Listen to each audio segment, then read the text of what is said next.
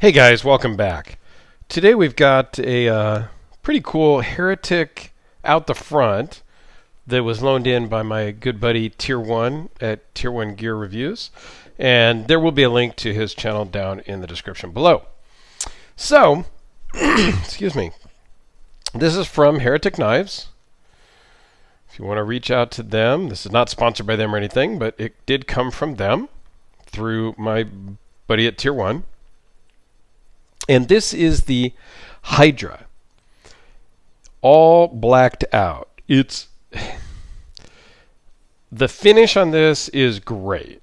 It looks really cool, and it is out the front. So close length, you have 5.5 inches. Overall length, and the spring on this thing is insane.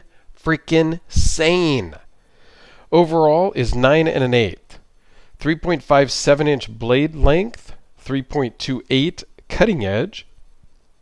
This is CPM S35VN, which is awesome. Blade thickness is 0.156. Overall thickness of 0.468, minus the clip of course, and it weighs in at 5.3 ounces.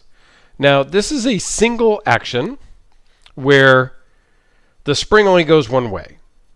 So now we have to manually retract the blade. And to do that, we move the little safety lever out of the way. We depress the deployment button.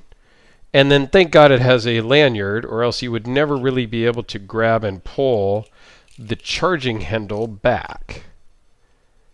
And then you let go of the push button release, and now you have the handle, the charging handle that you just push back in. Has a little detent there, so it kind of locks it into place, and now you're ready to go. Again, you can see it. If you don't have a good grip on this, it'll fly out of your hand. I mean, I don't know if it'll fly all the way out, but let's take a close-up look. The jimping saw teeth on the back. This is not really saw teeth. It's a nice texturing jimping. It's not. I guess you can use it for some jimping, but you can choke up on it. And here's kind of the safety lever. It's really just a spring-loaded cover over the deployment button, which is a cool way to do it. I mean, it's kind of a trick, easy way to do it, right? It does have, they could have done the clip a little better, but the clip does work pretty well. It doesn't get hung up in my pockets at all. I would just like to see countersunk hardware. They did everything else right because the clip is recessed into the aluminum handles. They could have gone that one extra step and done countersunk hardware. Then, be perfect clip. And it is kind of an H-style clip for their logo, which is kind of cool. It carries in the pocket very nicely.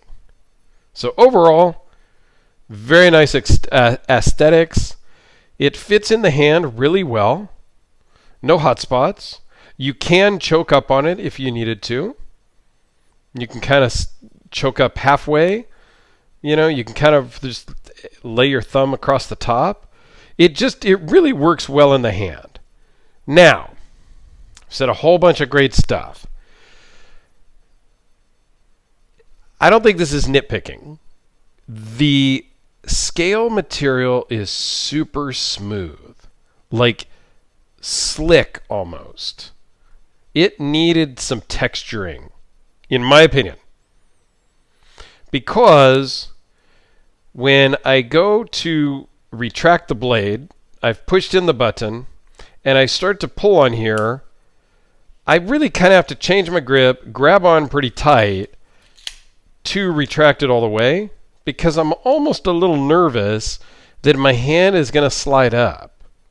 That's how kind of slick this is. Now the other part is, it is a deep carry clip, so it carries all the way to the top. Really the only thing sticking out is this little angled piece and the lanyard. Well, if you were to just grab the lanyard from your pocket, you're going to just pull out that charging handle. There is a little detent, I don't know if we'll hear it, but I think that should be stronger, in my opinion. So you really kind of have to grab it like this in your pocket to pull it out. And you can kind of get your hand on the lanyard a little bit, but you kind of have to stick your thumb in and pinch it to pull it out from your pocket. You can't rely on the lanyard, because if you just yank on the lanyard, you're just going to pull this charging handle out. Okay? And you should have a hold of this when you deploy it, because if you're not holding on, it literally moves a little bit forward out of your hand. So just a couple things to be aware of. If this was textured, like if it had some milling, much like a Spectre, I'm not saying that the Spectre's milling is the end-all be-all of texturing. Don't get me wrong. Nothing wrong with the Spectre texturing. But if it was textured like a Spectre, or even if it had, some texturing kind of like a spider, some kind of texturing across here, whether it's all of it or if it just had some milled lines. I mean, there is a little bit of texture here with these, jimpings here, but it's just not enough, in my opinion. It needs more. Okay, let's do some size comparisons. Here's with the Sharpie, which really, if I put it to the butt of where the lanyard goes, the back spacer, if you will, it's literally the same size as the handle. Speaking of the Spyderco, how about the Delica? Okay, so this is not a small knife, but it's totally carryable. How about the TS-129 from Tucson? About the same size. And I'm not going to have anything that's exactly the same size as this. And I don't have any other automatic out the fronts to compare it to right now. But here it is next to the Spectre. And how about the 523? Because that's probably a very similar size. So, yeah, I mean, it's a great knife. And even with, wanting a little more texturing, that's a personal preference.